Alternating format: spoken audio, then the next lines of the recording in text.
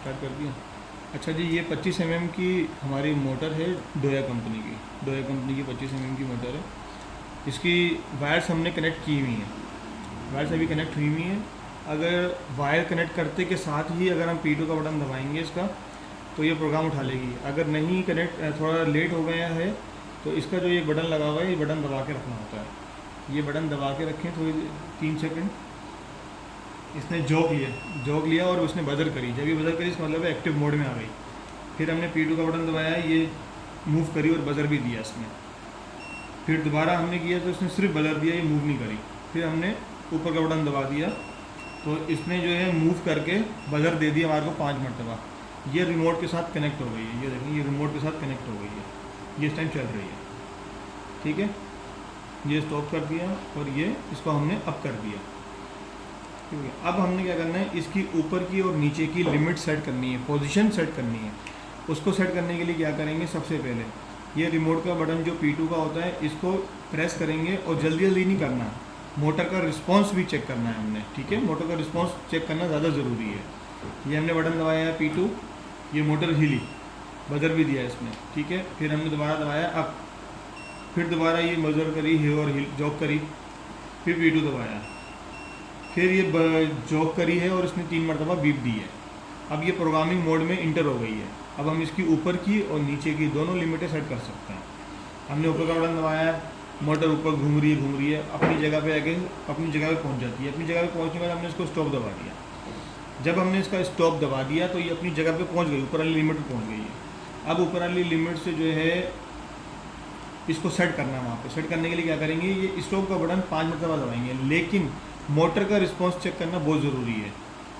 1 मरतबा दबाया, बजर किया इसने, दूसरी मरतबा भी बजर किया इसने, तीसरी मरतबा भी बजर किया, चौथी बार भी बजर किया और 5वीं मरतबा जॉक करा, उसके बाद एक बजर कर दिया इसने, ठीक हो गया। ये ऊपर की लिमिट हमारी सेट हो गई। अब हम करेंगे पहले नीचे की लिमिट सेट। जब हम नीचे की लिमिट सेट कर लेंगे तो फिर ये अपने अंदर ऊपर की और नीचे की दोनों लिमिटें अपने अंदर सेव कर लेती है मोटर। मिसाल के तौर पे हमारी लिमिट नीचे की पोजीशन आ गई, हमने यहाँ पे मोटर को रोक दिया, उसको रोक दिया। रोकने के बाद हमने 5 मरतबा ये बटन दोबारा दबाना है।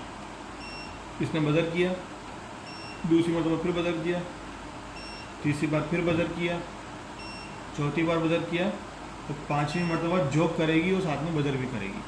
अब ये देखें, ये नीचे मज़ीद नहीं जा रही, ये ऊपर की तरफ ही जाएगी और ऊपर की तरफ जाएगी और अपनी पोजीशन के ऊपर खुद ही जो हमने सेट किया था उस जगह पे जाके खुद ही रुक जाएगी।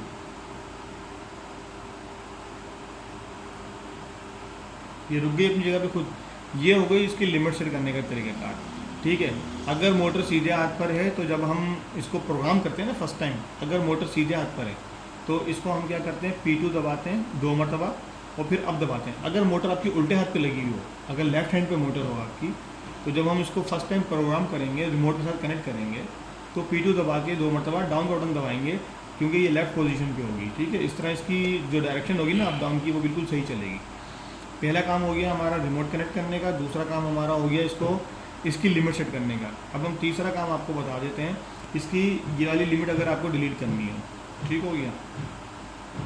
ये P2 का बटन दबाया एक बार, मोटर जॉक करी और बीप दिया, स्टॉप का बटन दबाया, फिर दोबारा P2 का बटन दबाया, ये इसने बजर करके छोड़ दिया, ठीक है ना।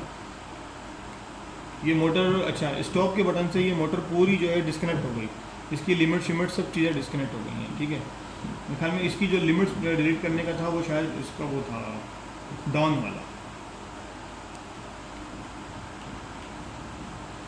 अभी हम इसको दोबारा कनेक्ट करके देख लेते हैं।